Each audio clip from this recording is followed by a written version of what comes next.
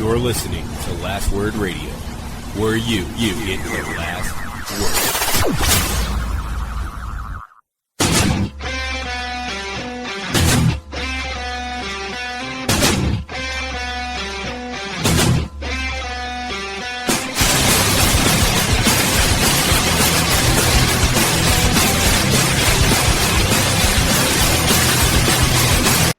Welcome, ladies and gentlemen, to another episode of Running Wild Podcast. I'm your co-host, Rich. Alongside me, as always, co-host Runz. Yes, sir. And this week we have a special guest, Gerard Haskins, all the way from Las Vegas. How you doing, Gerard? I'm doing good. How are you doing, gentlemen? Good, man. Welcome to the show. Thanks for joining us, taking some time out of your vacation. Oh, thanks for having me. I know I wouldn't be giving away some Vegas time, but that's all right. You know? All right, gentlemen. So well, I just got here, so you haven't hit into it yet. You know, just starting it off on a good foot. I got you. Yeah, I think tomorrow would be an interesting taping. All right, so we all watched everything this week. Do you guys want to just start with Monday Night Raw? Yeah, good. All right, so I actually really enjoyed Raw this week. I mean, to be honest with you, I enjoyed both episodes of Raw and Smackdown. I thought that they were continuing. It feels like it's 4 weeks in a row of just really well thought out, I think, storylines. Sasha started off the show, and Runz and I talked about this in person, but other than a couple moments where I felt like she suddenly realized in the middle of her promo that she was starting Raw off. It just felt very like she just had a moment. She was like, "Oh my God, I'm starting Monday Night Raw off." But then after that, I thought she really caught her footing. Yeah, I mean, she stumbled a couple times right away, but once Charlotte came out, everything was smooth after that. I was surprised as hell when you started hearing the quiet, which was just great, just great heel old man Jericho, and so then it led to Enzo coming out, and when we got that whole spiel, which was in my opinion entertaining as hell. I think the thing with Enzo is that he set the bar for himself so high that that even just a good promo is kind of disappointing. Yeah, I definitely agree with that. Like when he's not running down the lists and doing all that kind of thing, it's like, wait a minute, what happened to the rest of it? I really did not like him hitting on Sasha. I thought that was kind of weird. I just had an issue with that. It was kind of weird, but it seemed perfectly in character, so I didn't really have a problem. Okay, with it. Yeah, it was just awkward as hell. Yeah. That's the thing. Like it was perfectly in character, but Sasha didn't play off it well enough, and it just seemed forced.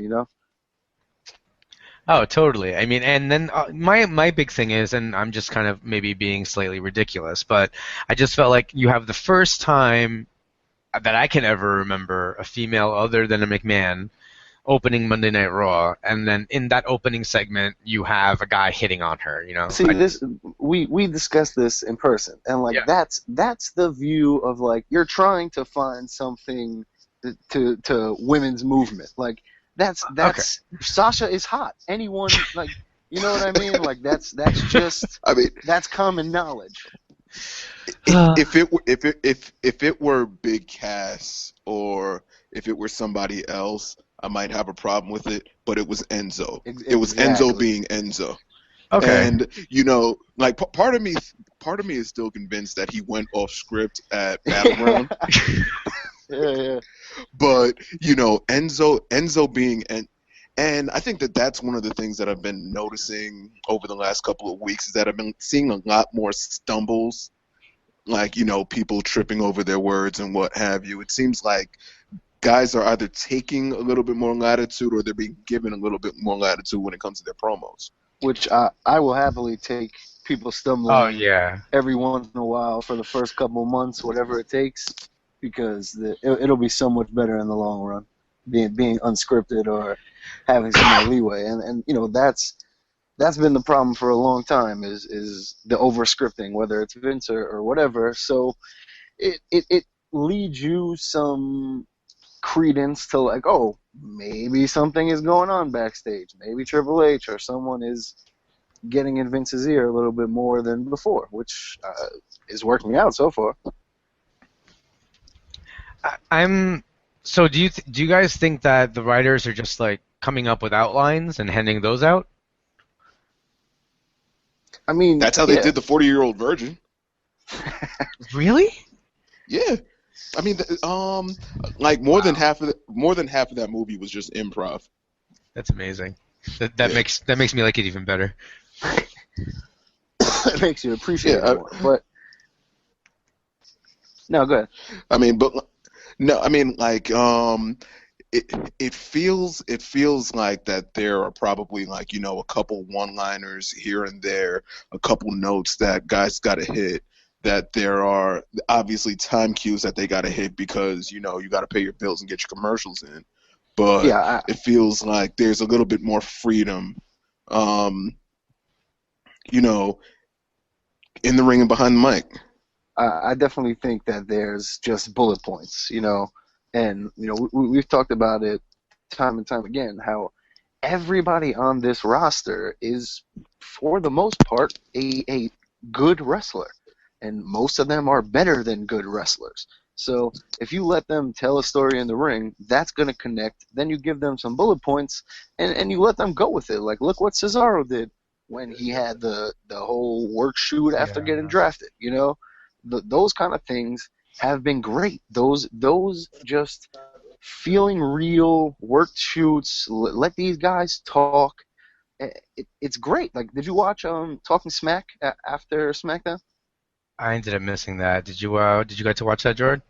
I did not watch that. So it's just Renee Young and Daniel Bryan sitting at the desk.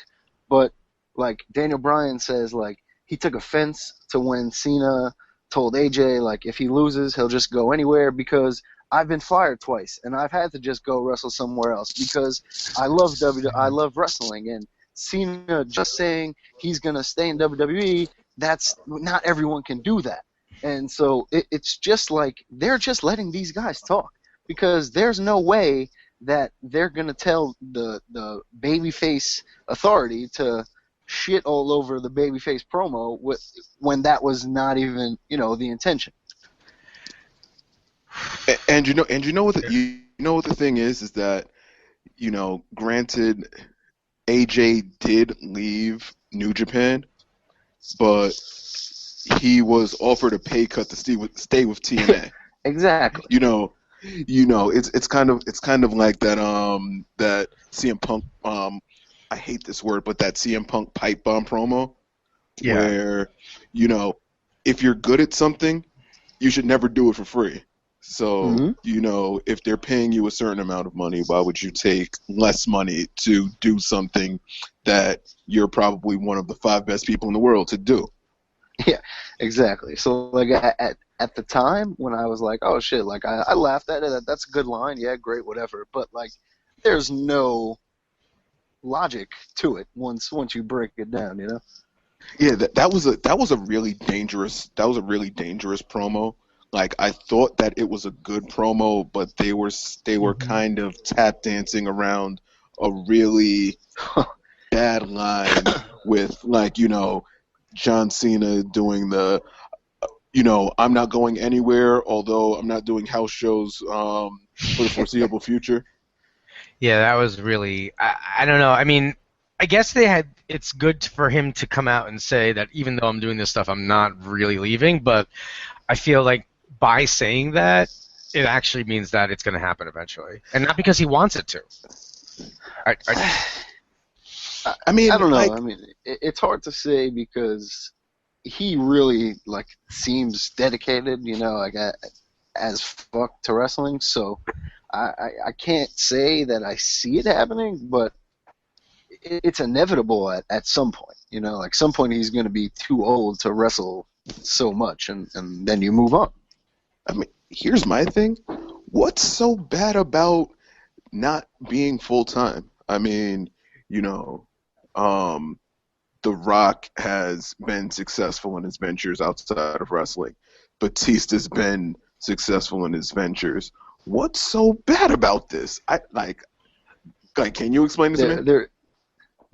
I completely agree with you. Like, people feel a certain ownership over athletes, just in general. Like, I'm a fan of your team. Then Kevin Durant, people burning the jerseys, death threats, all that kind of shit. Like, that's his choice to leave. You know what I mean? So if Cena is getting offered stuff, and like he always says, I go do this stuff and then I come back. So it helps wrestling too. So people feel a certain I don't know, disloyalty that occurs or backstabbing. But I completely agree with you. There's no harm in him going to do a movie or a show or whatever for 3 months and then coming back and having a match. Like, look what it's done for Brock. Brock is the biggest star in the company because he's there every 3 months. Yeah. But at the same time, though, when Cena was facing Rock, his whole thing was, I'm here all the time. I'm not here via stream. And he, so far, when he was hosting the ESPYs, then he took a flight back to be on Raw and then went back. So he's doing it now. No, but it's not even now. It's all the movies, all the injuries that he's rushed back from and gotten 4.5 months. The dude has given everything he's had to the WWE. So if he's going to go take 3 months to shoot a movie that I'm going to enjoy because he's funny in the movie, then all right, great. I think the difference between The Rock and John Cena is that, The Rock is out there doing, what was Pain and Gain. It's been a while since I've seen a movie, so I can't tell you all the projects that The Rock's done. John Cena's doing Trainwreck, The Marine, a lot of WWE backed projects, so they can alter the schedule around his wrestling commitments. Okay. And the thing about that is that he's what brings his bread to the table is wrestling, not these movies. Okay. The Rock is getting what, 15, 20, 25 million in film? Jeez, that's crazy. The Rock is the highest paid actor in the world. Yeah, so whatever it is. And they're grossing a couple $100 million a pop. So I can't be mad at him for I can't be mad at him for getting fit. Yeah. I'm not mad at him either. It'll be weird if Cena ends up not falling into, I guess it's not a negative thing, but if he ends up elevating to that level and then he's not around anymore, it'll just be weird knowing that he cut a promo about how that's not who he is. And you know what? I actually just remembered the other point about The Rock going to Hollywood. WWE never renewed his contract. Really? They I think it was in 2004 after WrestleMania 20. They let him go because they didn't renew his contract. I don't remember. Why don't I remember that? That's crazy. Yeah, I didn't know that. Yeah. That's why he was gone for 4 years, because they didn't renew his contract, and then it was oh, why don't you re-sign for some piddling little sum? And he was just no, I'm. It was just he was upset with the lack of communication basically between himself and Vince. It was they let his contract expire, which is the reason why he left. Otherwise, he probably would have resigned. Now that's really interesting, because I always thought that he just distanced himself on his own for his own reasons, and he wanted to make it big as a star, and he realized there was more money there. I didn't think that Vince kind of pushed him a little bit by not offering him a bigger contract. Yeah, no, it wasn't even offering him a bigger contract. It was just that they failed to offer him a new contract. They just took it for granted, right? They're just yeah, he'll be here anyway. Yeah. Wow. I mean, I guess they didn't think they'd lose The Rock to WCW, but... Yeah, I guess they never saw really Hollywood. Like looking back, that's but I that's mean, pretty crazy. Even back then, never like, yes, the Rock was amazing, but never would I have imagined in 10, 15 years he would be the biggest movie star in the world. Like that's that's crazy. So I'm sure they didn't really see that either. Man, that makes Stat Wife so angry. Like when I told her that The Rock rejuvenated the Fast and Furious franchise, and if it wasn't for him, that the franchise would have died. She was like livid, and then I think got angrier when she started to realize that I'm right. Like he put eyes. I want to watch them now because I want to see what jacked up crazy Rock does in these movies, because he's absurd in these movies. He's absurd. Like I don't know. His persona, it's just like him kind of really turned up. It's really movie rock, like movie star Rock when he came back and had that different intro. That's what it feels like. Like he's just that dick. He's just The Rock. He's always just been that guy. But yeah, and the thing is like maybe it's just me, just to go off on another tangent. I always thought that The Rock was a better heel than he was a face. Oh, absolutely. Oh yeah, I mean the $500 shirt. I remember. He's a character, like he's always better playing a character. Yeah, like The Rock in late '98 to like mid '99. Oh. That was his sweet spot. Although he was and all that. Yeah, that was like corporate Rock. Although my favorite wrestling period ever was, I think, from January 2000 until like SummerSlam 2000. Like that was just some of the most, and ironically enough, WrestleMania was the worst pay-per-view of that period. Yeah. That was that the SummerSlam between I'm trying to remember if that was 98 or 2000. Was that the ladder match between Rock and Triple H? That was 98. Garden? That was 98. Yeah, that was 98. That was 98. Yeah. He was real good. I mean, even when right before, like I think at one of the WrestleManias, he had an interview with like Jennifer Flowers. It was just like a backstage thing. Like they were sitting on, it was like a tape thing or something. They were sitting on like couches and talking. I don't know if you guys remember Jennifer Flowers. It was that random girl that Bill Clinton hooked up with. I remember that, but the Jennifer Flowers that I remember, how's it going, man? The Jennifer Flowers that I remember was like, I think like WrestleMania 10 or something like that. No, it wasn't. It wasn't 10. I would have remembered just because I was there. I got to look it up. It was really weird. But even then, I thought he was really good at what he was doing, just with his character, and I guess his acting in a way basically is what got him over. I mean, at least I think so. Because when he came out, he was skilled, but nobody cared about him because he was just this weird. No, I mean that's the story of wrestling in general. You need that personality in order to really reach a certain level. I mean, like in 97 when he turned heel and joined the Nation, The Rock figured out who The Rock was, and then they strapped the rocket to his back, especially that feud with Austin, throwing the title over the bridge, and it was just like it was off to the races. And this is the reason why I've been saying, to bring it back to current wrestling, is why Roman Reigns needs to turn heel, because I don't think we as wrestling fans really care who gets pushed. It just needs to make sense, and I need to be able to suspend my disbelief. I completely agree with you, and way to tie that back in. Nice, so, that was good. I mean, the beard, the colors on the gear, I haven't hated this current Roman Reigns, and I'm completely with you that he needs something. And if they're not gonna turn him, then he at least needs this mid-card run to establish some trust again with the people. But he is not going to get cheered for a long time. So why not embrace it? When they turned The Rock, it was because people chanted, "Die, Rocky, die!" And that's not going to happen today. So you're not going to get that sign from God to do it.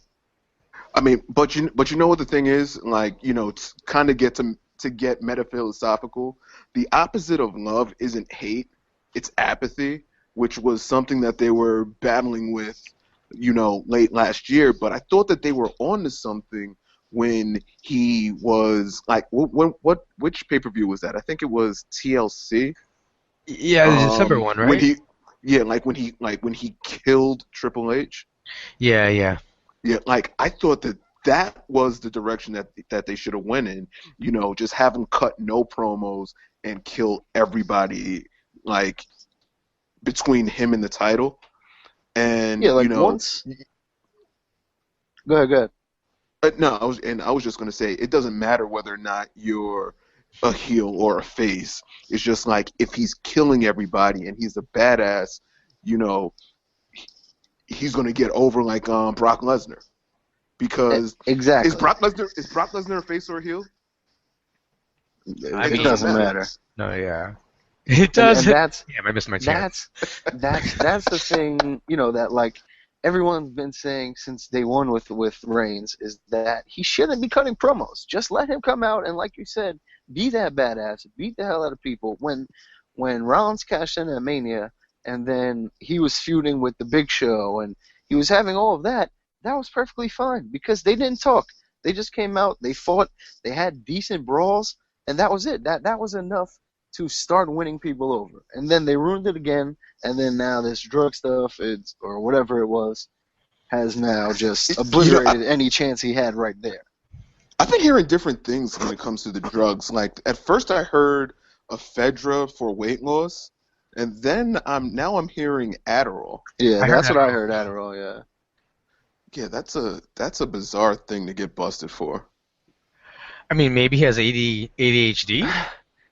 No, like maybe like the drive to stay up. I don't know. No, at the MMA gym that I train at, one of the guys, he's also an independent wrestler, and he was saying that the Adderall works good for workouts, you know, for focus and all of that, okay. Because like that's one of the reasons why he's still wearing the flak jacket, is because he's Samoan. So he has that flap. Yeah. Huh. All right.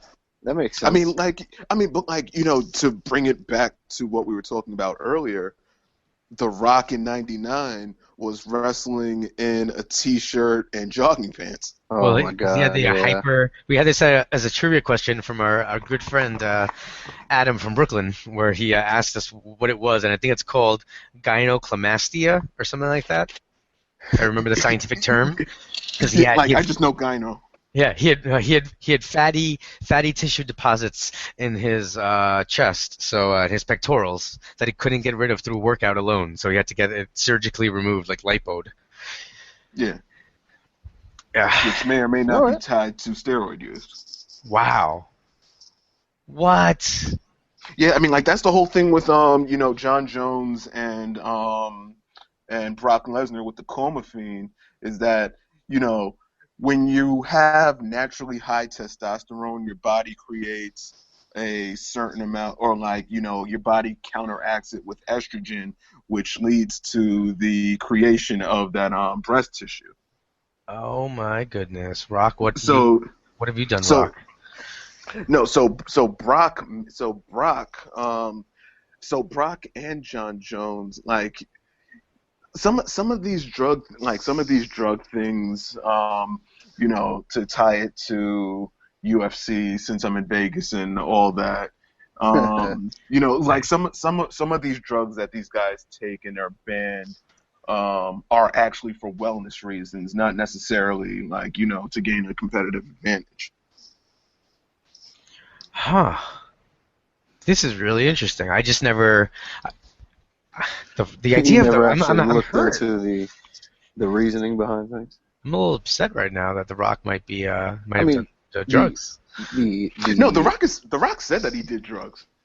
I mean, like, The Rock clearly still does steroids. What are you guys doing? Like, what are you? I mean, he just eats a lot of cod, man.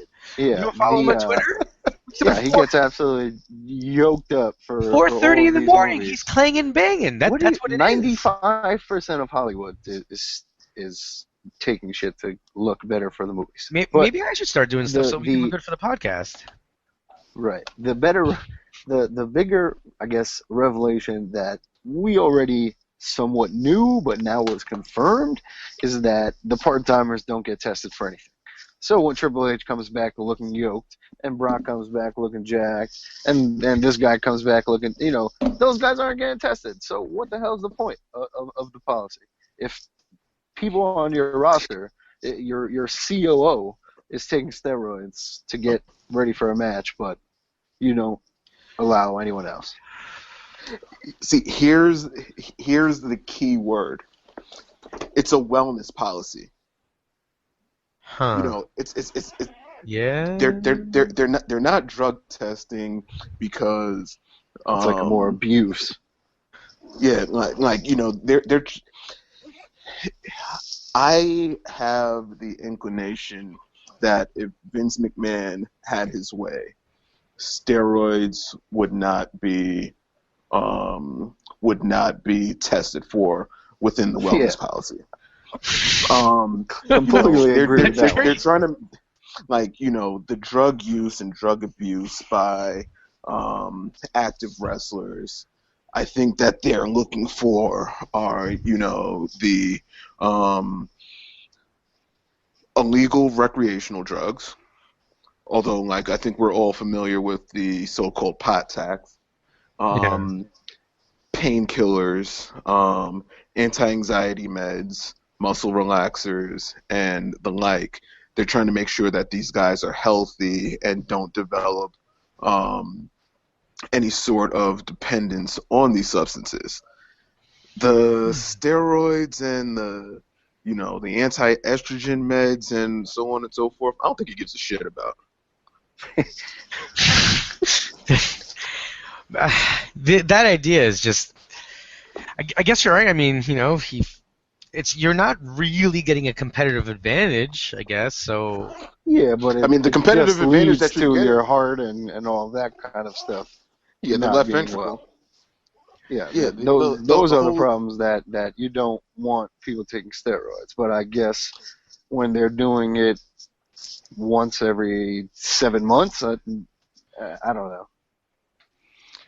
Yeah, the competitive advantage that you're getting is basically your spot on the card because of your body. Exactly. Yeah. Because you're not getting made fun of for, having to wear board shorts and a tank top with a singlet underneath it like Kevin Owens. Even though outside of his body, he's probably the best all-around talent on that roster. You hear that? Wow. You're accepting of that, Rich? You're appreciative of that fact there? Kevin Owens, the best worker on the roster? I mean, he's only gotten there because of one. Don't worry. Only because of one person, because of Sami Zayn. So I just watched. I actually put on Death Before Dishonor 8 from 2010, and they start the show with some two guys start coming out for a tag team match, and then El Generico just bursts through them and gets in the ring, and he's just like, Steen, now! And then they come out and they just kill each other, and of course Kevin Steen wins, but just they have to do that. Just do that in WWE at some point. Oh yeah, when New Day is gonna start us off here, Vaudevillains come out, and then boom, Sami Zayn just runs through. Good. See, Rich. Yeah. Sami Zayn is by far the best wrestling face in that company. Oh yeah. His comebacks are impeccable. He has great babyface fire. He sells and makes you look like $1 million, but he's not a great talker. Well, he's a good enough talker, but he's not a great talker. He's better in Spanish. If you literally just combined them, they would be the perfect wrestler of all time. Okay, if they were just one person instead of feuding forever, they would be the greatest. Because if Sami Zayn just was able to talk and a little bit bigger, then what's stopping him? Man. But yeah, that role of underdog babyface, like I struggle to think of someone that played that role more effectively than Sami Zayn, because I love Kevin Owens, but like there is a mutual love and respect for Sami Zayn, because like when Kevin Owens or Kevin Steen beat the crap out of him, I was excited to see El Generico get that comeback, or see Sami Zayn with that comeback, and that's not something that happens usually when I'm such a big fan for the other guy.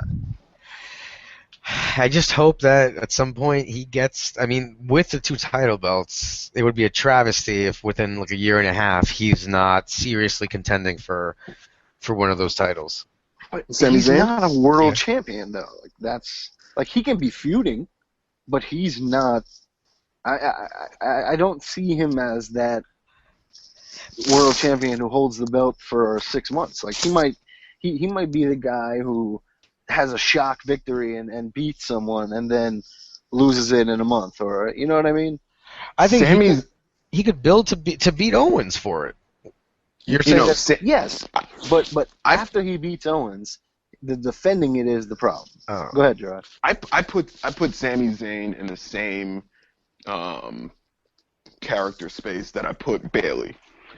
They are great for the chase. You set them up. You wanna see them succeed, and then you take it away from them. They keep chasing. It's like, oh, they almost got it, and you build up to the point where you sell out Barclays Center with Bailey and Sasha Banks on top. Okay. I mean, I like both of them. That's exactly. Like, that's the brilliance of the Kevin Owens character, is like every time Sami Zayn gets his shine, it's that one person who's always there to pull him back down, and that's what makes it so much better. Wow, just the 2 guys probably 2 of my top 10 wrestlers right now, and you guys are saying they're not going to carry the title for 7 years each. I'm a little upset here. I'm not going to lie. Maybe if Sami Zayn was on SmackDown, then there's a chance, but on Raw, there's no way. But let's get through Raw, because I don't think we have a lot more before we move on to the 9 other hours of wrestling that we have on during the week. You had Braun Strowman again with the. Sorry. Yes. No. Go ahead. The squash matches. Go ahead. Yeah, I'm liking them. I don't think we need to. Do you think that they need to have like an interview every week with the guy? I mean, I think I've laughed every time, so it doesn't bother me. The guy from last week was the perfect jobber ever. Oh my God, he was permanently scared. His face was perfectly forever set with. Oh man, it was great. I mean, like, where's Barry Horowitz when you need him? Yep. Or Dwayne Gill, or and that's the beauty of this, is if they wanted, they could turn this into something.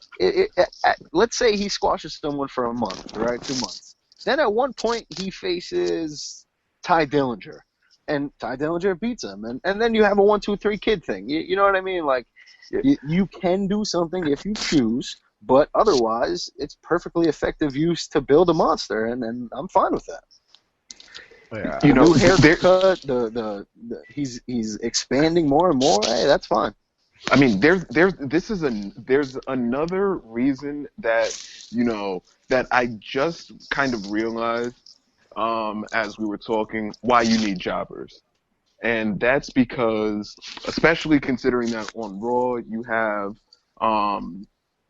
Seth Rollins and Finn Balor building towards a match, and you have on the other brand Dolph Ziggler and Dean Ambrose building towards a championship match. The thing that you kind of need to do is have both of those guys beating people heading into the title match. So it's like, both of these guys are on a win streak. Oh my God, who's going to win? They're both hot right now. And Okay. this is the biggest downfall that they had for the last 10 or so years, is that when they're building the Rollins and the Balor match, they're putting them like Balor's beating Owens, and then Balor is beating Reigns, and then Rusev. So on their way to the top, they're killing the guys who are also supposed to be getting billed. So you're 100% right. Like, you need these lower card Heath Slater and Jinder Mahal and The Miz to an extent. You need those kind of guys to build the guys that you really want to build. And And to a certain they've done such a poor job. extent, I think that heading to a pay-per-view, that you can beat one of those guys.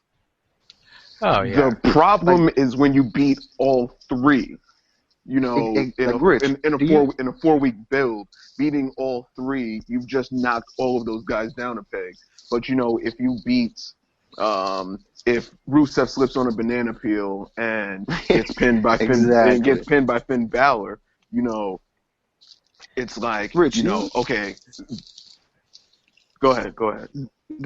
Rich, do you remember whatever it was, 3 weeks ago, like right before the build to Battleground, I think, where it was Owens versus who, like Styles and Zayn versus Jericho or something like that. Oh yeah, And, yeah, yeah. and Owens and Zayn both lost, and it was just like, well, why the hell do I care about Owens and Zayn fighting each other now that they're clearly a level below the main event, Yeah. So that's exactly what Gerard is saying, I think. Just they need these guys to build everyone else. And Sami Zayn is he's not a jobber, but he's not a bad guy to put in these kind of a match, because the crowd's always going to be nuts. He's always going to get them going. And every once in a while, he will pick up that upset win, that flash pinfall, the quick roll-up, whatever. So it makes sense. But you definitely need these lower card or just pick up Joe Schmo off the street. You need those. You absolutely need them. Yeah, I think it's important to have guys who can lose and lose well and take the bumps, very well and look like they're being destroyed. Yeah, I mean, especially with a guy like Braun Strowman. Exactly. If you're trying to build Braun Strowman up, number one, a Braun Strowman match isn't horribly difficult on your body, because you only need to take one, maybe two bumps at most, and you just have him call a spot like chest first, and you take that corner bump, and then he comes and does the Vader splash behind you, and then you just take that reverse choke slam. It's like, you don't need to, like, you're not going to charge a whole lot against your bum card doing those squash matches. Yeah, exactly. There's no back and forth. There's no room for the hype of the crowd for the good guy and all that kind of a thing. It's just a straight. Yeah, I mean, it's like, the whole abused. point is that, like, Braun Strowman does like 3 offensive moves, the ones that he does the best, right? It's a showcase for him, and it's an easy payday. It's an easy payday for you, and the thing is like, you have this guy who may be a limited wrestler, but like, maybe you can actually teach him how to work. Yeah. I mean, good. But this is just, it's what, and I've heard other people say this, but it's what made Monday Night Raw, when I first started watching it in 1983, fun. You would normally only see weird guys facing off against your favorite wrestlers, but every once in a while you'd have a Marty Jannetty versus Shawn Michaels for the IC title on Monday Night Raw. You had those old Monday Night Raws are horrible because of exactly what you said. Because it's Undertaker and Damien Demento, and I love that. Well, yes, go ahead, go watch them now. I beg you to go sit through an hour or 2 hours of those. There's no way. I mean, for like a week. But the thing is that the Monday Night Wars kicked off 21 years ago. I'm afraid that I just said that. It was I think it was Labor Day 1995. And the thing that Bash at the Nitro Beach, was right? doing, 96. yeah, we can get into Bash at the Beach at another time. That's the reason why I'm still a fan. But I think it was Labor Day of 1995. You know, you had, I think the main event of that first Nitro was Big Boss Man or Big Bubba Rogers, whatever his name was, versus the Guardian, maybe. No. It was Big Bubba Rogers. Yeah. No, I think it was the Dungeon of Doom, and now that I think about it, I can't remember if it was Big Bubba Rogers versus Hulk Hogan. I just remember Lex Luger a month after failing to beat Yokozuna. Wait, no, that was '93. But it was just like he was fresh off of SummerSlam '95, coming out through the crowd. Maybe that was Sting Flair at the first Nitro. But either way, it was a pay-per-view quality main event. But it was in a mall. And it was in the mall, right? It was at the Mall of America in Minneapolis. What the hell? By Pastamania. But it was a pay-per-view quality main event. And to counter-program that, Raw had to put up its own pay-per-view quality main events, which is why you had, from 93 and 94, a lot more jobber matches and a lot more squash matches and a lot more, like, you know, where the money was sort of around all of the, like, getting you to pay to see a house show, getting you to pay to see a pay-per-view. Now it's we've got to get you to the television because all of our revenue comes from our TV contract. So we've got to put on these big matches here, and that's kind of diluting the product. It was all like Diesel and the atom bombs and the characters, and that stuff was just trumped by what WCW started to do. And then they had to counteract with Tyson and all the realistic. And here's the irony. NXT is doing what Raw used to do. Yep. And NXT is they awesome. Vince doesn't seem to watch or care about NXT, and I think that is the problem, because we see what Triple H does when he's in full control. And that's wrestling done right. It's simple. I mean, and sometimes, like, and don't get me wrong, sometimes the television isn't good. Yes. Like, sometimes, Absolutely. I mean, there are but, off you know, weeks it's for sure. I mean, but like, you kind of have those off weeks because you need to have that character development. You need to be able to build these people. Oh, and it's developmental. You're getting these people ready for the main roster. Rich, I know you didn't. Gerard, did you happen to watch NXT this week? I did not, because I was trying to watch the Cruiserweight Classic. See, that's what happens. Of course. See, but so this week, right? It was the Revival, and they were cut off by Gargano and Ciampa, who were then cut off by TM61, and I was just like, holy shit, man! Like, just overnight. We have got two established tag teams, one of two guys who are awesome singles competitors, and it just out of nowhere, like they replenished everything. There was a Tommy, there was Bobby Roode, and it's just, what the fuck? What's going on right now? That's what Paul Heyman did with the SmackDown 6. He took 6 guys, put them in tag teams, and made 5 single stars out of them. Yeah. And killed Raw in the ratings until they broke them up. Yeah, I mean, It's like he took 3 tag teams, and you know, there were so many different permutations just from those 3 teams. He was able to make 4.5 main eventers out of them. Who's the half? It's just Rey Mysterio. I mean, and like I wasn't even trying to be funny with that. I just never bought Rey Mysterio as a world title holder. I bought him in the picture though, which is all you really need.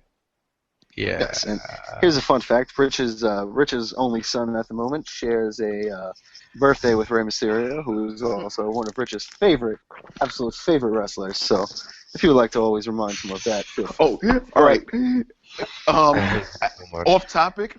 My favorite NWO moment was seeing Rey Mysterio get thrown into that The train. missile. Oh, I cheered. I cheered and jumped up and down. That lawn dart spot was awesome. I created my own GIF of it because it is just one of the greatest moments of my life.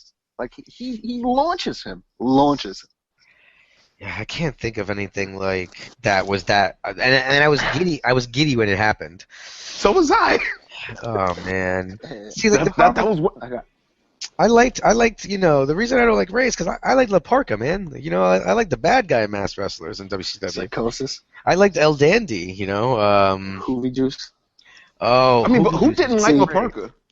Oh, he was so good. Yeah, La Parka. Oof. You know what I like? Go ahead. You know who reminds me of La Parka a little bit? Who? To kind of bring Shinsuke Nakamura. What? Except Shinsuke, I'm talking kind of like the body moving walk. Yeah. Okay. Yes. I mean, it's just like Shinsuke Nakamura is just an infinitely better worker because he knows how to make. He's incredibly smart, and he also knows how to fight. And he makes his matches look like what would happen if wrestling were real and we were in a fight. Now, like I didn't know this until I just listened to him on the Jericho podcast, and he said there was a point in his career when he would go do an MMA fight and then he would wrestle, and an MMA fight then he would wrestle. So yeah, I want to say he was like 6-2 or something like that. Like I think he had a 6-2 record. Jeez, that's impressive. He said he beat a K1 guy, and then he was like, "All right, I can go wrestle now." Yeah, like he that's how they train in the that's how they train in the New Japan dojo. They're basically training you for shoot fights. Yeah, I mean because he lost his first MMA fight to a Gracie, and he lost it by armbar. It's like you don't like when it comes to grappling and jiu-jitsu, the brand name is Gracie. Wow. Yes. Well, I mean, I think DDP La Parka, by the way, is better than Shinsuke, just as a worker. Working Eric Bischoff. That was the best. Yeah. So I mean, to tie into everything that we were just saying, like Gargano and Ciampa go from being the tag team on NXT to then having a crazy singles match in the main event of the Cruiserweight Classic. I watched that on the Long Island Railroad last night, and there were about 3 times that like I said out loud, "What the fuck did you just do?" that super kick in the corner, that powerbomb lung blower, and I think that first elbow, like Gargano sold that so well that I bought it. Yeah, he's good like that. He really is a good and good I forgot seller. That emerald explosion on the apron also. On the apron? Oh my god. It was just like, what the fuck? I mean, do you remember those guys? How many years ago was it? That I don't know, 3-4 years ago. Like that Tommaso Ciampa was like a monster in Ring of Honor.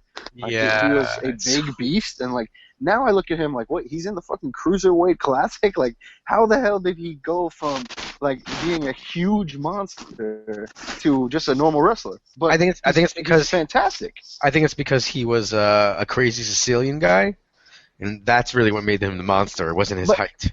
I just picture him like jacked and so much bigger than everyone else in Ring of Honor. I don't know. All right, here's the thing, and I think that Rich is seeing the picture. AJ Styles is my height. Yeah. Jay Lethal is my height. Yeah. A 5'10" guy in the land of midgets is a giant. Yeah. Homicide is like 5'4". That's completely true, because I remember seeing Shelton Benjamin at Ring of Honor, and it was like he was Hulk Hogan. Yeah, he was huge. But oh man, Drew Galloway is legitimately Oh my God. a house. He's what, 6'5"?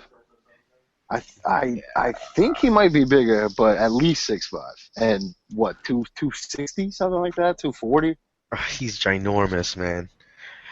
Like I yelled at him, and then he looked at me, and I went, I shouldn't have done that. Like I was legit like scared that he was much larger than me, and he could knock me out. Yeah, like Cesaro and Chris Hero are like legitimately big guys. Yeah, But like on that roster, they just look average. yeah. They're normal wrestlers. Yeah, I mean, like Chris Hero, I think is like since he's lost weight, he's like what 250, 260. Has he lost weight? Because I haven't seen him recently. I've been boycotting his matches. I mean, like he'd gotten out of the shirts into regular trunks, but like I think he's still. But I think he still has. Oh, so there was he still has where ways to go. he got even bigger than this. No. Like no, he. Oh yeah, he was much. I must bigger have than missed this, the in but between because like I remember him. He's just, come down. Okay, all right. So he's improving. He's all right, come so down I'll give to him this. some credit.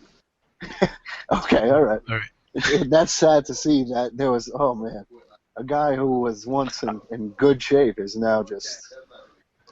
Okay. I mean, but like like Ric Flair used to idolize Dusty Rhodes. Like he was like a 310, 320 guy. Yeah. Well, I mean, speaking of big guys, what'd you guys think about Mark Henry fighting Rusev again? I mean, All right, what was the point of the promo and all of that if he wasn't gonna win? Like, I knew he wasn't gonna win, and that's even sadder. Yeah. Mark Henry had a great window in 2011 where it was just like him. Like I felt like around that period of time, it was like him, Big Show, and Sheamus were putting on some great matches that had absolutely no business being great. Yeah. Yep. He was the right guy in the right place at the right time. Cutting some awesome promos. Yep, that whole Hall of Pain and that was really good, and I think that window is what now leaves everyone the hope of like, oh wait, is it opening again? Oh, maybe it's gonna open, but he was never anything before that, and I mean, but now he became now something he's with it, 45 and a couple more injuries. Exactly. Every time over the past few years that they started to give him any momentum, it got called back due to an injury or due to something like that. So what are they going to do? He's never been durable No.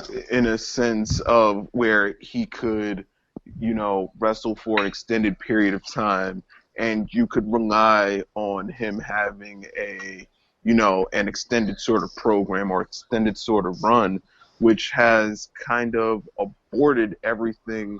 Like every glimmer of hope was just like, oh, well, he's got to go get surgery. It's the same kind of thing in a much quicker fashion that happened with Mr. Kennedy. Every time there was any momentum behind him, anytime he was put in a position to be the guy, he got hurt, he got suspended, and they were like, all right, fuck this. At least Mark Henry is around. Mark Henry is a WWE lifer. Mr. Kennedy didn't make it 5 years, but, it sucks when that happens. It's out of your control. I mean, no, go ahead, Rich. Well, I was just gonna say that his theme song is clearly my favorite hip hop song of all time. So I love when he comes out, and I would be fine with him getting pushed now, even if it's. I know you guys are saying he's not durable, but it's just so believable. He should be a gatekeeper. Much like Big Show, Kane. There were certain guys who were gatekeepers. They were upper mid carders that you protected, and you beat these guys on your way to a title shot or a title push. Yeah, Totally there's agree. there's no reason why he's not, other than the injuries and the wear and tear. But there's no reason why he's not in that exact position that that Gerard just described. He should be someone that these guys are wrestling and beating and having little mini couple week programs that end on a Raw or something like that. That they end on a pre-show, whatever the case. But you need those kind of guys. So Mark He, Henry should be one, and what? Maybe he's not happy doing that, so maybe that's why he doesn't. I don't know. he's that kind of guy that when he comes to the ring, every time you know that somebody's going to get their ass kicked, and I think that's why they should be using him more. I wonder why. It's not like they say it in his theme song or anything. Probably not. How excited were you guys about Ginger Mahal? Not. What? Gerard, Ginger Mahal? No? No excitement? On an audio show, not saying anything doesn't really work. But like, yeah, It took effect. like I had about as many cares as I had in that silence. It was Okay, just well, like nothing whatsoever.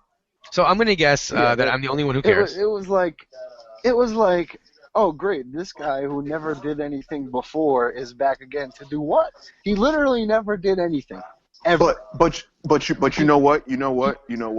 We need him. Heath Yes, Slater.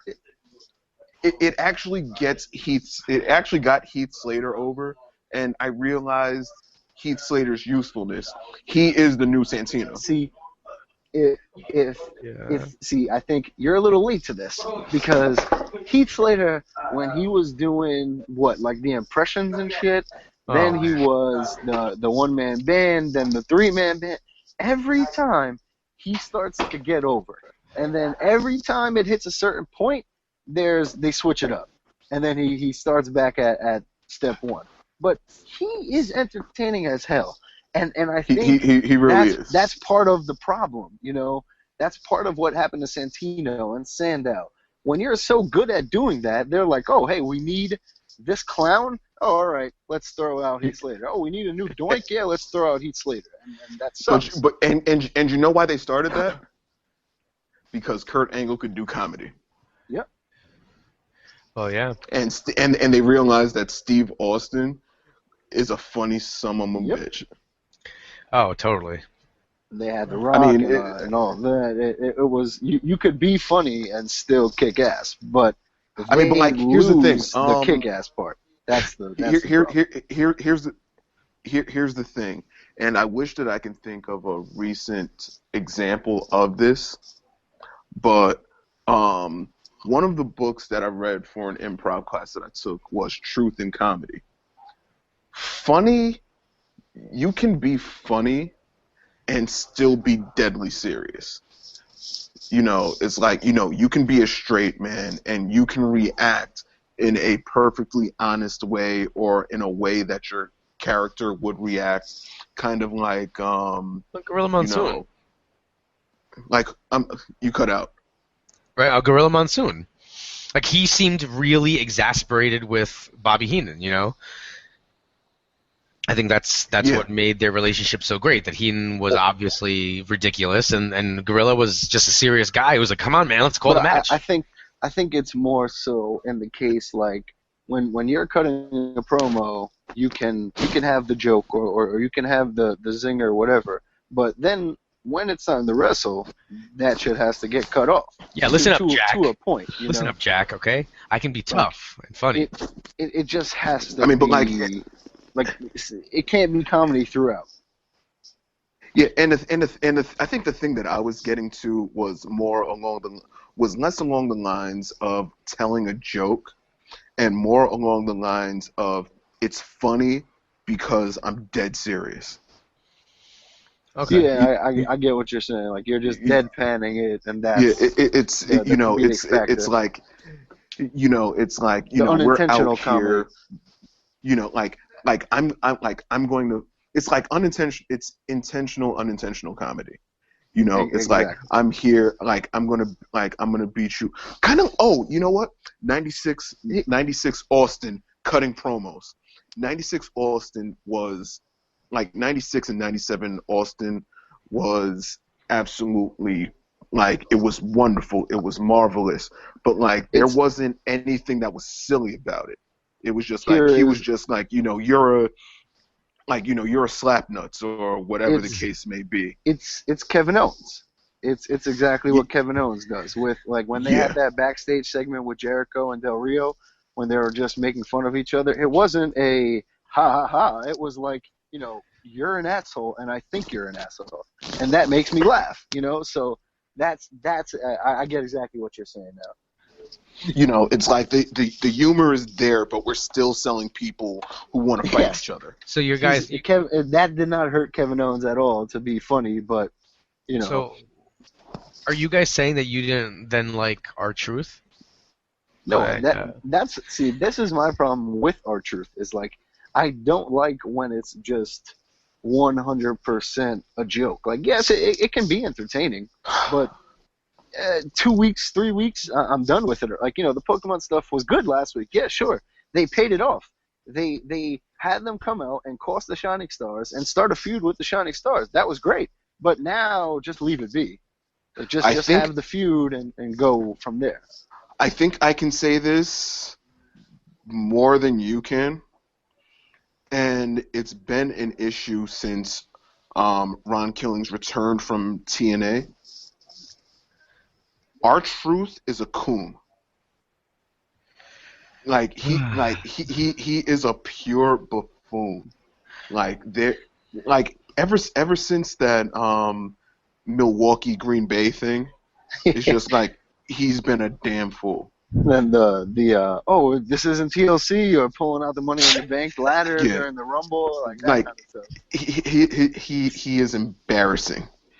Yeah. And see, that's the problem. If you watch like Swerve and you watch R-Truth on Swerve, he is fucking hilarious at just being just a normal human being. He is funny, but they stretch.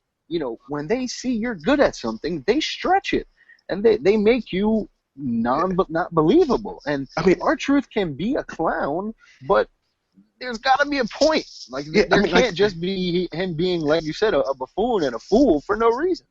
Like, there's something about humor as, like, humor is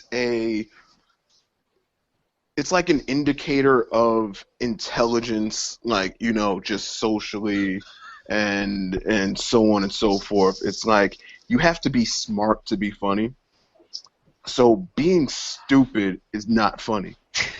See, and I think that is where me and Rich have a lot of differing viewpoints. Is he loves those, like, scary movie parodies and those kind of things. But Scary Movie like, 1 and 2 were as great. Yeah, like they were they were a lot more pointed. They were a lot more focused. Like, it was a lot, like, they were smarter comedy. Yes, exactly. That's those, because that kind of nonsensical, stupid humor never really clicks with me. So that's the divide between R-Truth there with me. Like, I like the guy, I like the wrestler Ron Killings and R-Truth, but the clown just that's like, I'm done with that. Yeah, there's nobody on that roster that doesn't deserve their spot on that roster. Like, I don't. There are people who are on the main roster a little bit too early. My eyes are on Nia Jax and Braun Strowman, but I can also see potential in them. You know what I mean? The one thing is, at least they're monsters, and like, whereas someone for me like Carmella doesn't belong on the main roster right now. And same thing goes for Dana Brooke. Yes, like, Dana Brooke is tough for me because I think she would have fit in well with Emma, but then when Emma got hurt, I think they struggled and just threw her into this Charlotte's second act, and it doesn't really work. Yeah, Dana Brooke should not be wrestling.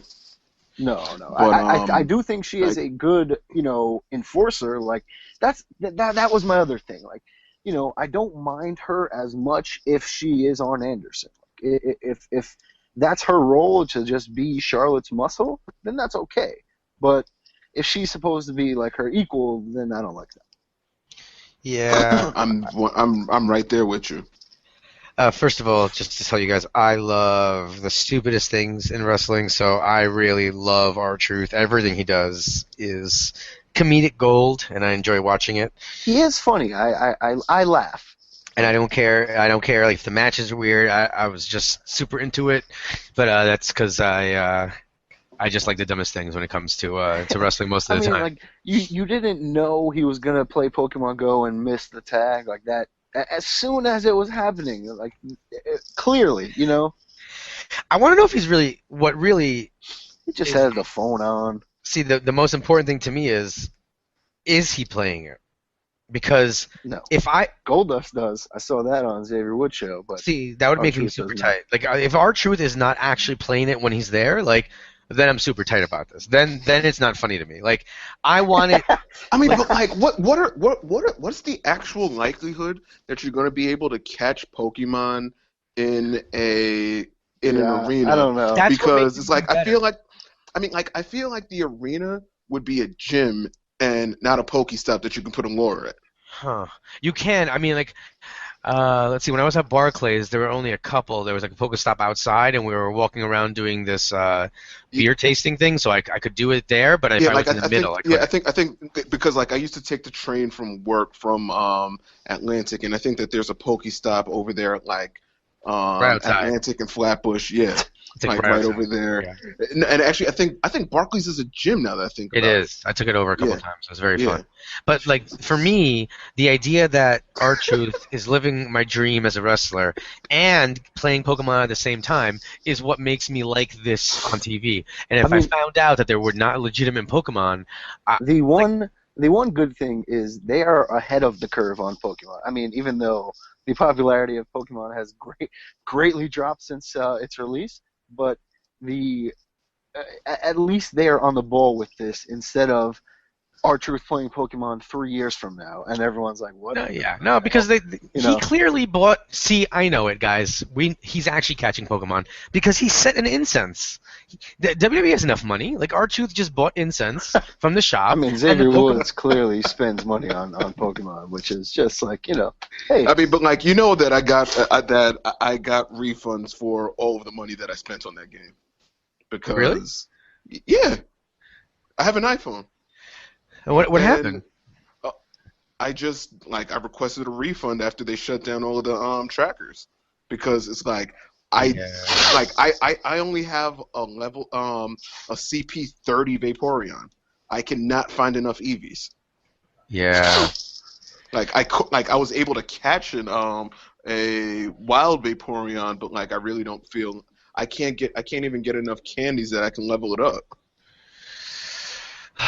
Yeah, I don't know. I got very lucky, and I caught a Vaporeon, and now my Vaporeon's like 1,500. This podcast has taken a dark turn. All right. Let's go. Let's move on. Let's move on to the blue brand because I also want to do a little preview of Tier 1 on Sunday before we wrap up today. So SmackDown, So the rest of Raw was really kind of generally you had. I mean, the Balor Rollins, good promo. I'm very excited for the match. Fun. Owens and Jericho, good setup for the tag team match. That'll be entertaining as hell. Great. And then you also had New Day in the club. Yep. I'm really liking the interaction with them. I hope that SummerSlam looks good, man. You don't think that this is leading to Woods leaving the New Day or Big E leaving New Day, do you? What? I was kind of hoping that was what was going to happen with the Wyatts. The loss on Monday. But why would that lead to them separating? Like they're frustrated with each other and stuff. Did they give any indication of that? Just that Woods couldn't, that Big E got attacked after the match. I can't think break you're those just guys. grabbing at. Yeah, I think you're just grabbing at a straw there. Yeah, you can't break those guys up because it's like the sum of the whole is much greater than the sum of its parts. Oh my God, yeah. They're by themselves. They've proven that they're not much, and together they are one of the most popular over things. They have a fucking cereal. Like they are not breaking them up for a while. They have. There's too much money on that merch train. Cereal, like yeah, like the fact that they have something outside of wrestling that exists is crazy. Well, then the only other thing that was you had the Brock Lesnar and the shocking Randy Orton, who's not on Raw. He's not a part of the Raw roster. Like, I'm surprised that he was even able to be in the area. He bought a ticket. Oh, okay, that makes a lot more sense now. See, like the RKO was great because the camera was just zoomed in on Brock, and you couldn't see it. You had no idea. The crowd didn't react until it was hit, so that was perfect too. But I like the security running out. I like that they're like, "Oh my God, what is he doing here? Get him out of here!" I mean, I thought that was really good because you don't want to see them sharing brands right away. So I'm okay with it because it's Brock and it's Orton. That's fine. But it was a perfect way to sell it. I'm okay with this interaction between the brands, but this should be the only interaction between the brands between like now and maybe like WrestleMania 35. Like if you really want to keep it separate, then you actually have to separate them. And I think that, that's one of the reasons why I'm okay with them creating the Universal Belt and creating new tag and women's titles on SmackDown, because if the idea is that these are two separate brands and these are two separate shows, then you need champions like that on each show. It doesn't matter that maybe it devalues something on one show more than the other, whatever. But, Alpha needs to be the tag team champions, and Becky Lynch or Eva Marie, whoever the fuck, needs to be the women's champion. There needs to be a prize if they can't go back and forth, which I don't want to see. They're gonna have to do it. I think the only other option would have been to have floating tag team women and world champions, and I'm not that big on that idea. Yeah, like, then what's the difference? Then, I'm seeing Seth Rollins on Raw and SmackDown, and then there's no, like, oh, why do I have to watch either? I don't want to see Dean Ambrose versus Bray Wyatt versus Dolph Ziggler just to crown a number one contender for the next month when they get the shot at the title. I don't really like that. There are ways that you might be able to pull it off, but that doesn't make it any less complicated or any less annoying. Yeah. But either way, there are problems. But honestly, this episode of SmackDown might legitimately have been the best episode of SmackDown that I've seen since the debut of the Radicals. Whoa, do you watch SmackDown a lot?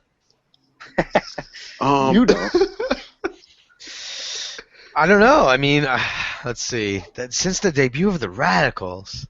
I mean, this was a good episode of SmackDown. I thought Raw took a step back because Raw had no choice but to take a step back. The first week was a pay-per-view, and they hot-shotted stuff, and they debuted Balor, etc. So Raw had to take a step back, and it wasn't a bad step back. It was a very enjoyable show.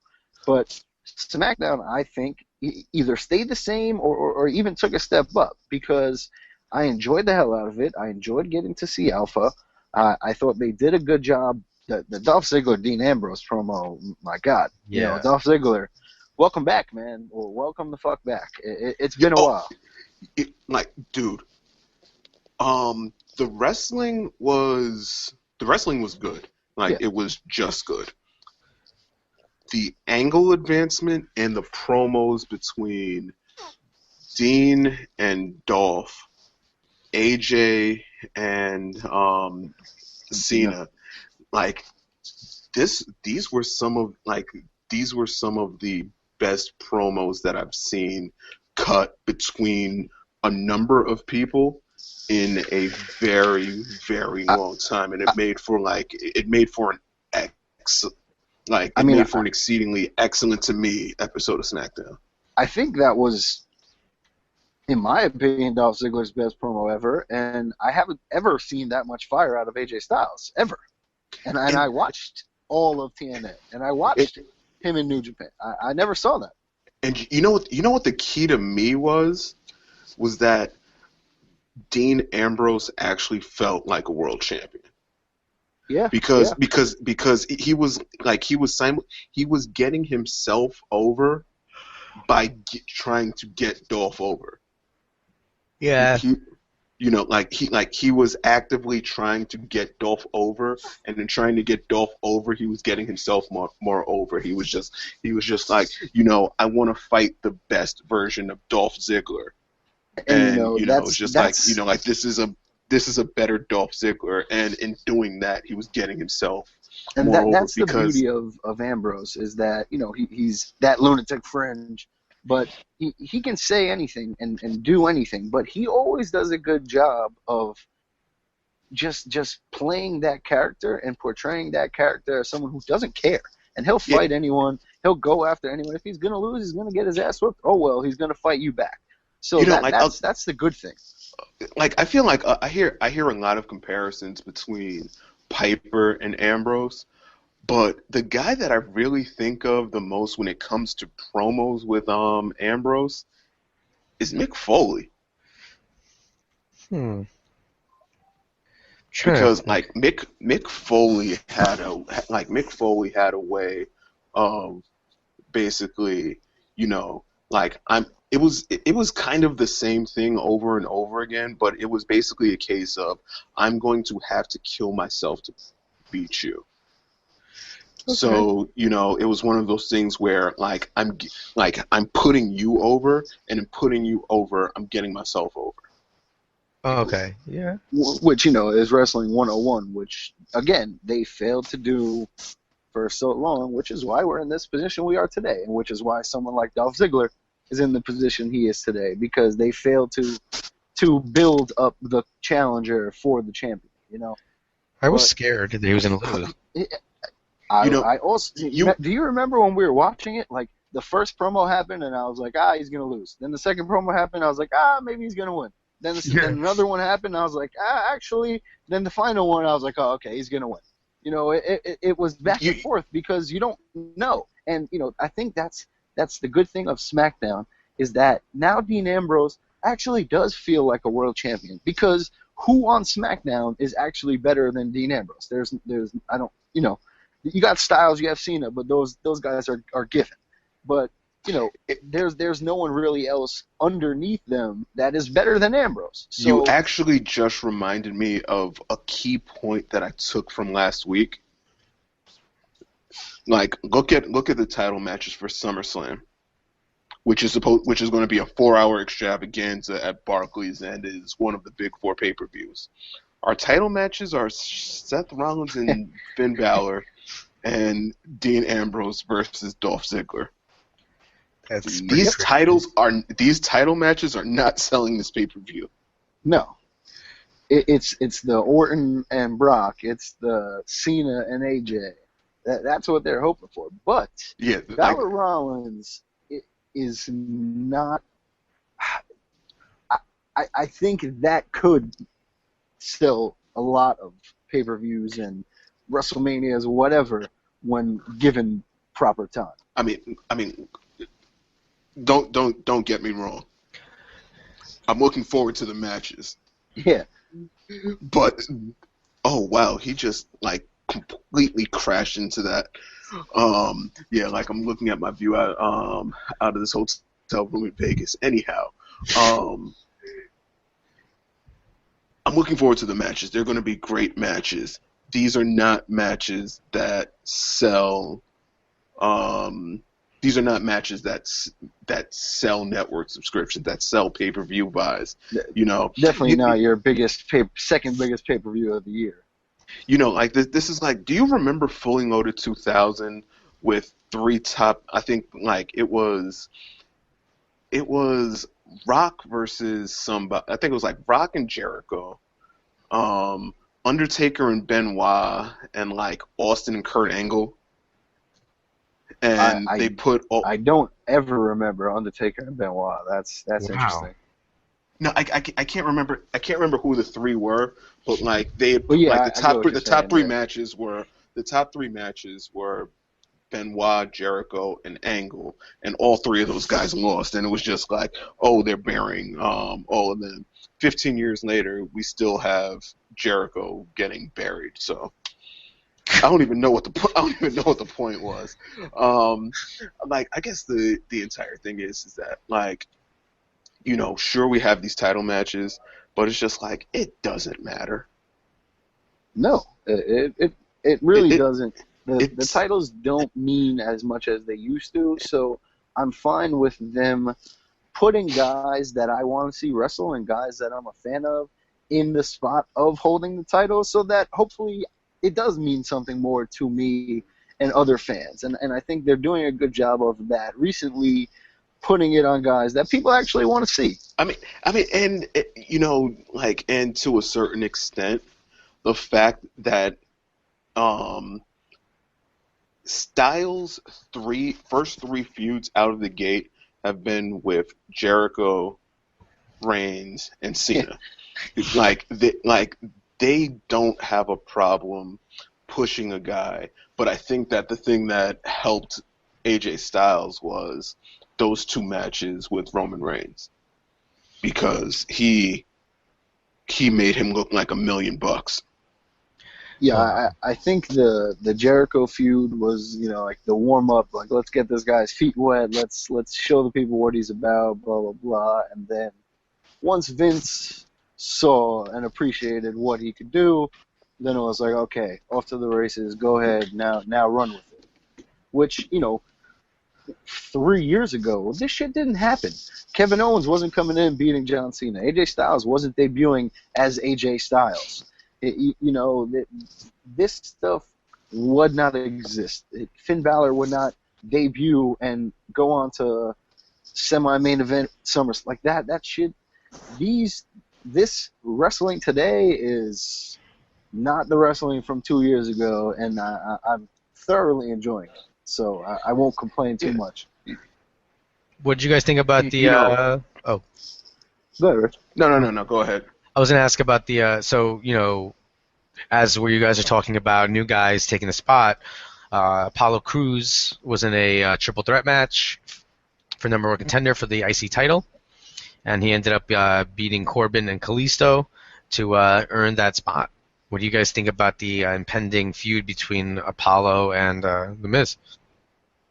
I mean, I'm excited for the feud. I think it'll be really good. I think Apollo goes over in the end, but just when I looked at that triple threat match, who the hell else was going to win that? You know, you weren't going to get Baron Corbin versus The Miz. And Kalisto is not facing The Miz for the IC title. That's just not a real thing that's going to happen. So he was in the match, take the pin. Yeah, exactly. So I'm glad Crews went over. That's the right move, and I'm excited to see it. So it'll be good. You know, it'll be good. But I actually kind of think that the match that I really want to see is Corbin versus Crews. I would rather see a triple threat. I won't lie there either. Yeah. I think you're gonna get something like that because, you know, Corbin. That's true. After Miz hit the skull crushing finale on Crews after the win, and then Corbin planted Miz with End of Days, so they're gonna have some stuff there. That's true. He also attacked Kalisto, so I didn't know if they were going somewhere with just that. I don't know, but like Crews just won a number one contenders match, so you don't have to win the match. You just have to beat up the champion to get a match. Like that, what was the point, you know? Well, yeah, maybe. Well, I don't think Miz is gonna make a triple threat. Like, you know, him being like, I want to get revenge. That's not gonna be his character. So no, exactly. The Miz would not voluntarily take on Baron Corbin. I mean, I wouldn't either. So you know, and you know what? Thinking about it, leading up to those two title matches that we were just talking about, there were entirely too many multi-man matches that led to setting up those matches. I'm good with multi-man matches for right now. Like maybe do like maybe do a multi team match with the SmackDown for the SmackDown tag team title. I'm good with the multiple tag teams. Yeah, I agree with that. You know, But, like, we have had a real string of triple threats and fatal four ways and etc. So we definitely don't need to keep seeing those over and over. Yeah. All right. I mean, that was really. I mean, then you had the main event on SmackDown where you talked about Cena. You had Ziggler going over Bray Wyatt and keeping his title shot. You know, his title shot, earning his way to do it, despite obviously Shane and Bryan said that he had already earned it. So I thought the main event was great. There were some times where I actually thought, after Ziggler hit the zigzag and didn't get the pin, I guess I forgot that he's been using super kick. I was like, oh no, he's going to lose. I guess they're just going with a super kick, which is fine to me because it looks good when he's been hitting it recently. But I like new finishes, but I do love the simplicity of the super kick. Totally agreed. All right, so I hear Stat Baby's getting up here soon. So if you guys wouldn't mind transitioning, we'll cover CW. We'll cover the Wednesday night shows, and then we'll hit up Tier 1 and wrap this up. Good. All right. Sure. So what did you guys think about the other CWC matches? I know we talked about Ciampa and Gargano earlier.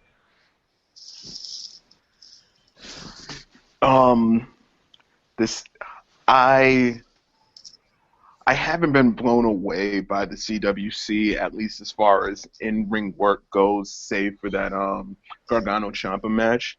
But I've loved the presentation because they're taking it. Do you follow the indies a lot, Gerard, or is it just? It's like I basically only have I have enough time to watch the 8 to 11 hours of wrestling that WWE wants me to watch. I can catch an hour of New Japan, and I can binge. I already bought my tickets for Final Battle. I can binge watch and get caught up for that.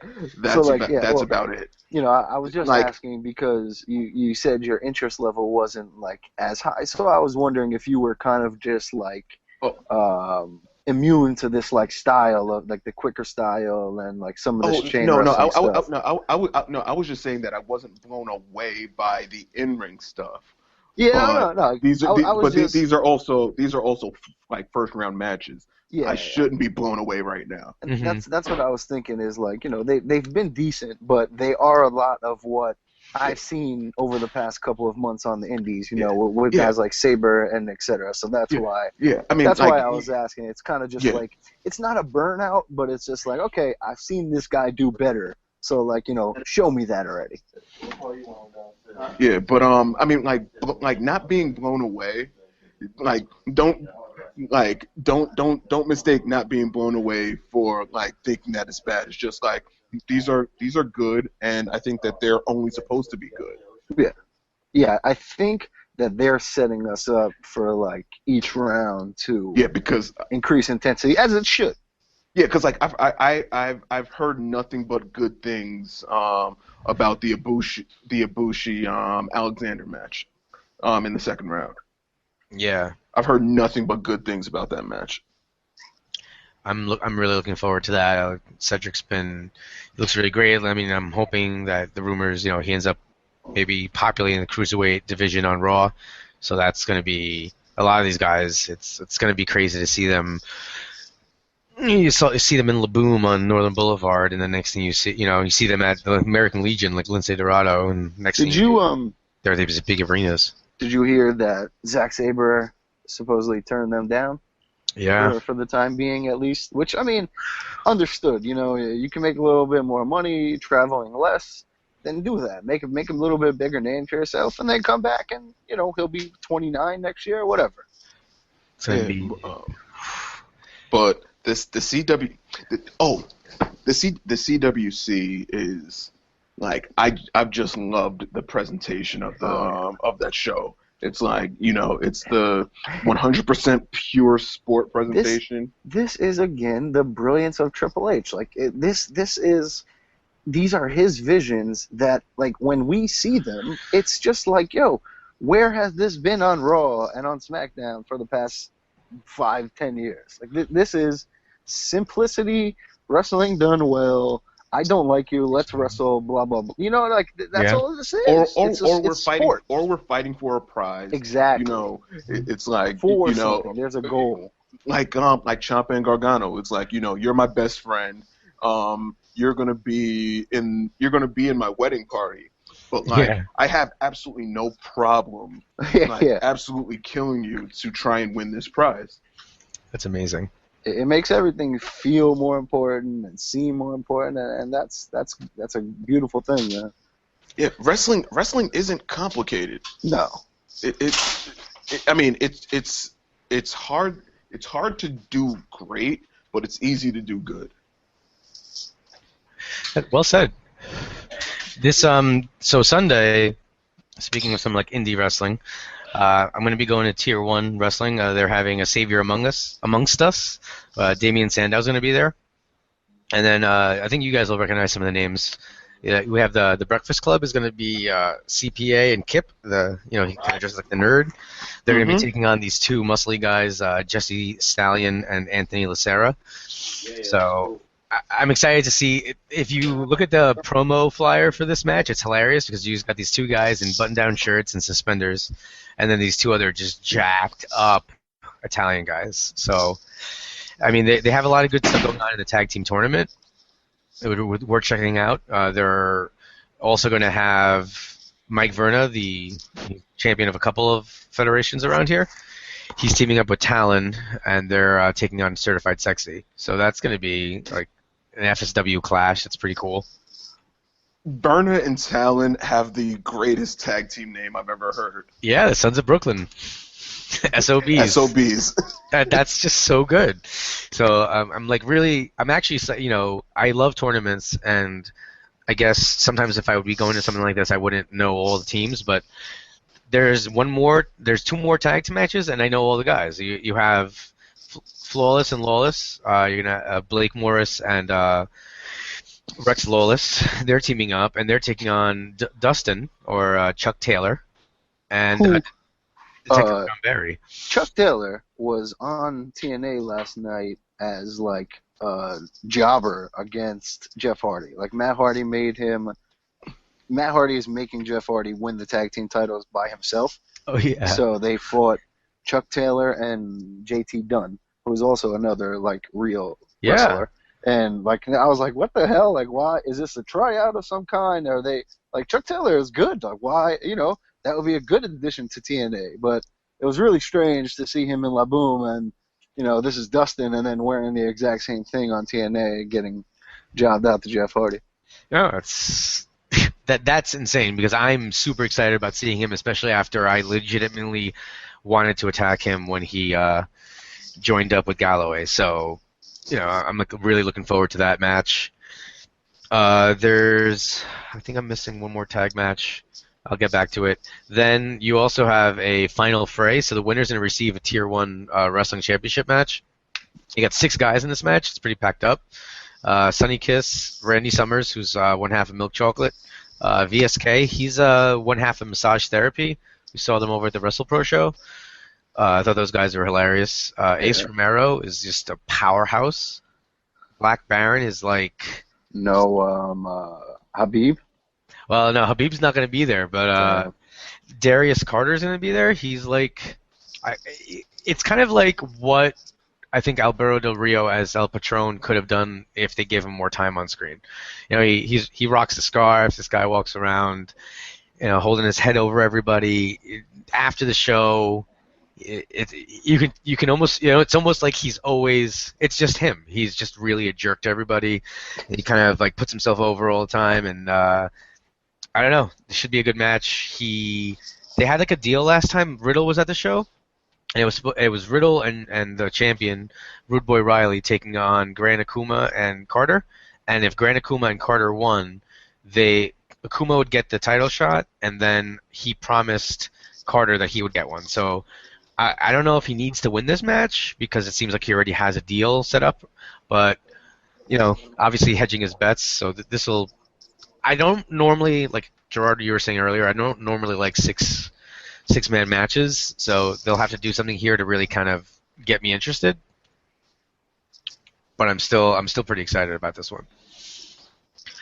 And the main event is going to be Rude Boy Riley defending against Gran Akuma. So I think that's going to be a great match. I mean, I've seen Akuma's work, even going back to like some old Chikara stuff, and Riley's been all over New York lately. So I think this is going to be a really good just event down there in Brooklyn, and it's actually going to be up on WNN. They streamed them after the show, so.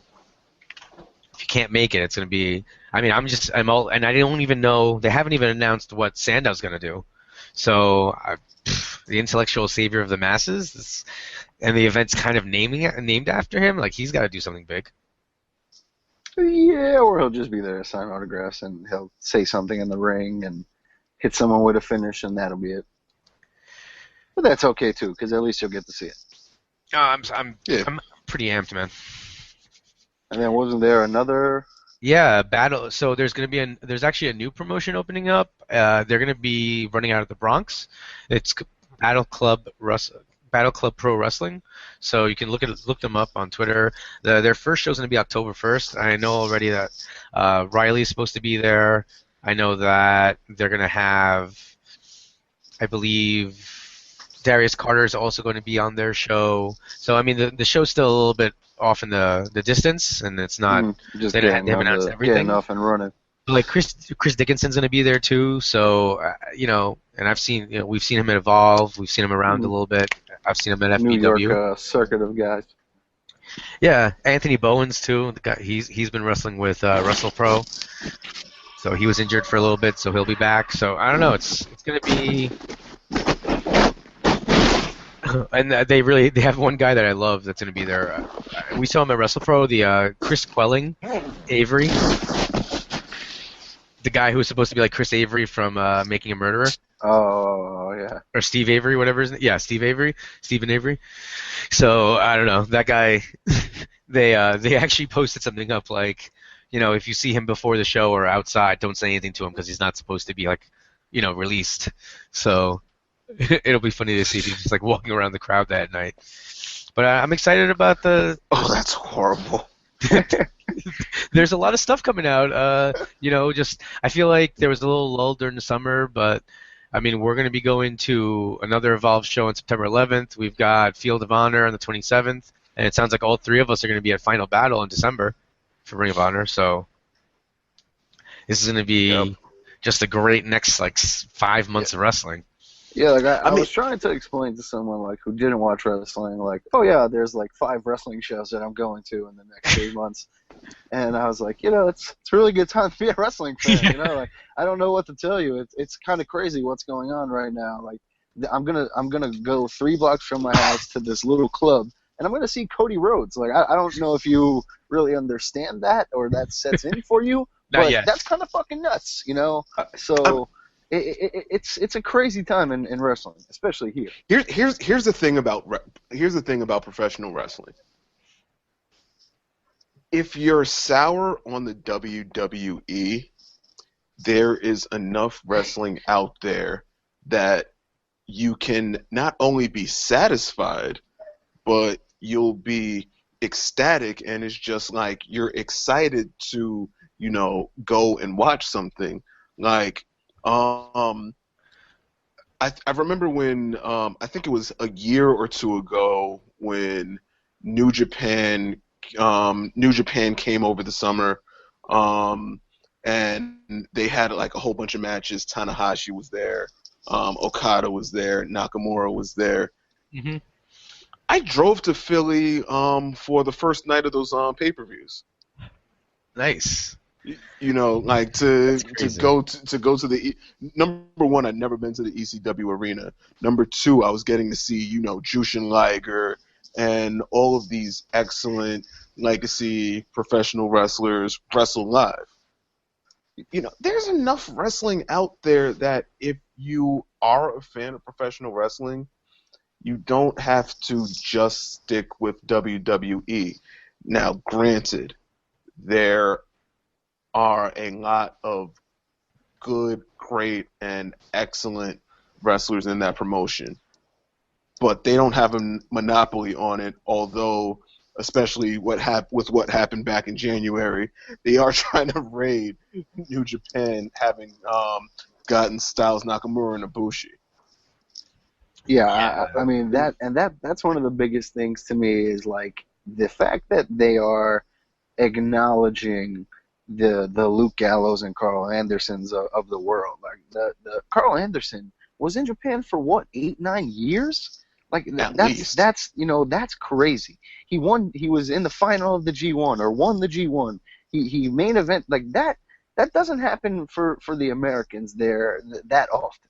And for someone who's just always been a good hand and a good worker to now get that recognition and that shine of like, hey, we're bringing you over, and they're watching or paying attention to New Japan, and like you said, you don't like what's going on Raw and SmackDown, then go watch PWG and go watch Ring of Honor and go watch Evolve, go watch the tier ones and your hometown local promotions. Go ahead, they're all over the place, and what's happening is finally WWE is signing these guys who are the good workers from the independents, and you're seeing the Seth Rollins and the Daniel Bryans and the Kevin Owens and Sami Zayn. You're seeing the guys that I watched in gyms or in front of 100 people in a Ring of Honor now are main eventing my Raw shows.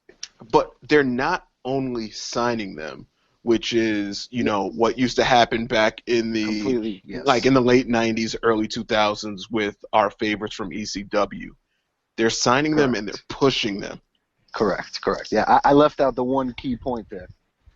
That they're actually using these guys properly.